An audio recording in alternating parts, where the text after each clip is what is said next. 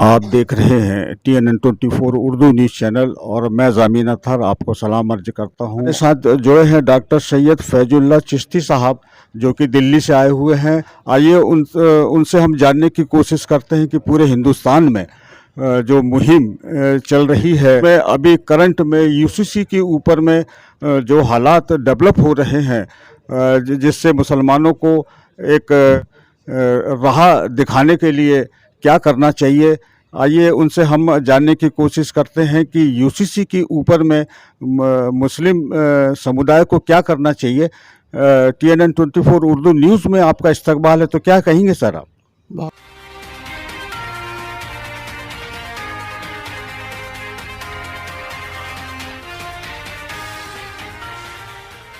बहुत शुक्रिया। Uniform civil code से मुसलमानों को ना डरने की ज़रूरत है, ना कन्फ्यूज़ होने की ज़रूरत है। ये एक सियासी बेट है जिसको सिर्फ़ पॉलिटिकल बेनिफिट के लिए इसको पेश किया गया है। तो मुसलमानों को ना प्रोटेस्ट करना चाहिए, ना इस पे बहुत ज़्यादा रैलीज़ निकालनी चाहिए। लेकिन जो लॉ कमीशन ने रिव्यू माँगा था, फ़ीडबैक माँगा था, उसमें ज़्यादा से ज़्यादा लोगों को पार्टिसिपेट करना चाहिए। उस डेट को एक्सटेंड कर दिया गया है। थर्ड पॉइंट है कि एकेडमिक सेशन करके इंटेलेक्चुअल्स को, लीगल एक्सपर्ट्स को बुलाकर एक अवेयरनेस क्रिएट करनी चाहिए कि यूनिफ़ॉर्म सिविल कोड सिर्फ मुस्लिम्स के लिए टारगेट नहीं होगा, अगर उसको रियली में यूनिफ़ॉर्म कहा जाए तो। लेकिन इसका असर दूसरों पर भी होना चाहिए अगर यूनिफ़ॉर्म आप बना रहे हैं। लेकिन हमको ऐसा लगता है कि अगर ये जब भी इम्प्लीमेंट होगा, ये पार्शियल होगा, यानी मुस्लिम पर्सनल लॉज़ में इंटरफेयर किया जाएगा और लड़के और लड़की की प्रॉपर्टी राइट को बराबर किया जाएगा। बाकी ट्राइबल्स को और क्रिश्चियंस को एक्सेप्शंस दिया जाएगा। हिंदुइज़्म में जो दया भागा और मिताक्षरा लॉ ऑफ इनहेरिटेंस है, उसको भी यूनिफ़ॉर्म नहीं किया जाएगा, और ना आपका सिविल मैरिज एक्ट में जो डिस्क्रिपेंसी उसको कॉमन किया जाएगा, नॉर्मल किया जाएगा। तो कंफ्यूज होने की ज़रूरत नहीं है हमको। तो क्या मतलब ईसाई और सिख धर्म इस बात को एक्सेप्ट करेंगे? क्रिश्चियंस को तो हमारे लॉ मिनिस्टर का बयान था कि हम इसमें क्रिश्चियंस को एक्सेप्शन दे देंगे, उनको सहूलत देंगे, कि ये उनका बयान है। अब देखना है कि क्या वो 46 ट्राइबल सीट्स की वजह से ये बात कह रहे हैं या वाकई वो ऐसी उनकी विचारधारा है। ये हमको वेट एंड वॉच पॉलिसी है। लेकिन इन प्रिंसिपल अगर यूनिफॉर्म सिविल कोड आएगा तो ये सब मज़हब पे आना चाहिए।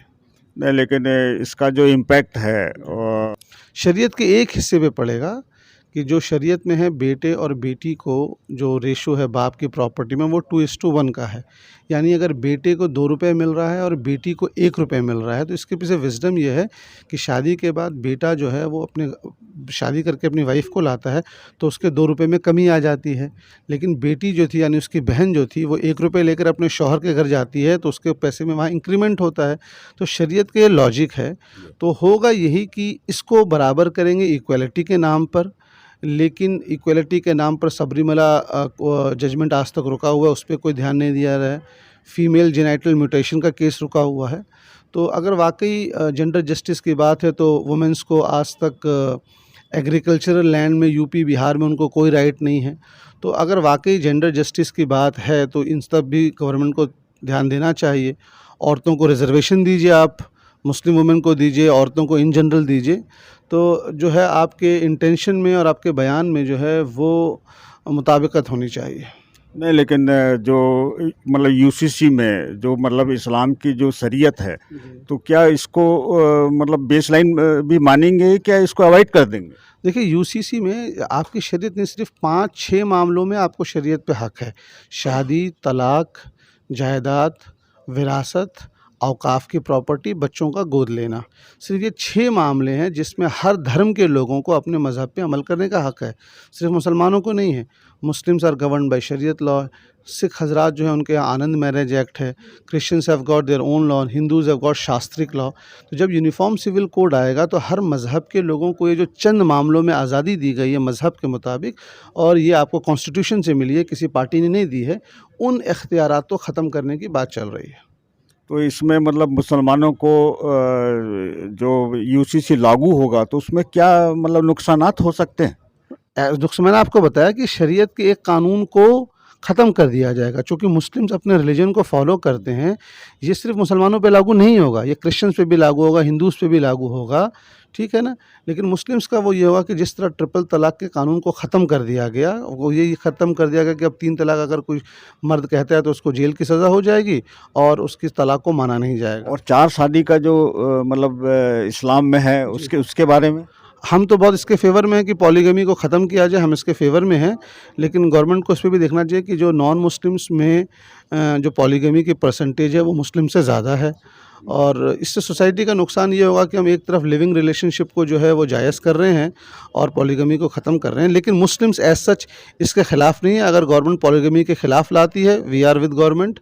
अगर गवर्नमेंट जो है जनसंख्या कंट्रोल, पॉपुलेशन कंट्रोल बिल लाती है तो उसमें भी कोई एतराज़ नहीं है। तो हमको ना डरने की ज़रूरत नहीं है, क्योंकि सबके लिए होगा ये। नहीं तो उसमें अभी लागू करने में क्या उसकी स्थिति है अभी इस समय? कोई ड्राफ्ट नहीं पेश किया है इन लोगों ने, उसकी कोई सीरियसनेस नहीं है। इसीलिए ड्राफ्ट ना होने की वजह से हमको ये बार-बार कहते हैं कि ये सिर्फ़ पॉलिटिकल गिमिक है। अगर कोई इसमें सीरियस होता, संजीदा होता तो एक ड्राफ्ट पेश किया जाता कि ये यूनिफ़ॉर्म सिविल कोड है, इस पे डिस्कशन होगी। अब तक कोई ड्राफ्ट नहीं आया है। नहीं, ये बात बिल्कुल शुरू में कही, इसलिए कहा ना मुसलमानों को रिएक्ट करना है, ना रैली निकालना है, एक एकेडमिक डिस्कशन करना है, अवेयरनेस क्रिएट करना है कि यूनिफ़ॉर्म सिविल कोड क्या है और ये सब इलेक्शंस को नज़र में रखते हुए रखा गया है। और अगर इन फ्यूचर कभी होता भी है तो मैंने बता दिया उसके कॉन्सिक्वेंसेस क्या हैं। ही देखते रहिए TNN 24 उर्दू न्यूज़ और मैं जामिन अत्तार आपसे विदा लेता हूँ। शुक्रिया, धन्यवाद, खुदा हाफिज़ और चैनल को लाइक, शेयर और सब्सक्राइब ज़रूर करें।